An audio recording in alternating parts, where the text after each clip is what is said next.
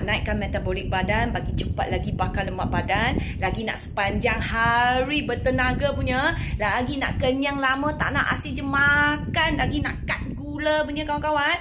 Cepat pergi order sekarang. Okay, I bakar lemak midi Arabica. Tengok korang, banyak kawan-kawan sudah minum memang nampak hasil yang hebat. Ada yang dah kat selera nak makan, makan sikit pun dah kenyang. Ada bertenaga sepanjang hari. Ada yang senang berpeluh. Cepat pergi grab. Cara untuk buat air bakar lemak pun sangat senang. Korang hanya perlu ambil satu sachet, larut dalam 1 liter air, minum pagi selepas sarapan korang sampai pukul 12. Minum, jangan tak minum sebab dia sangat bagus. Sangat best. Tapi dia tak manis. Dia pahit-pahit manja. Dan pahit-pahit manja ni boleh cut selera makan.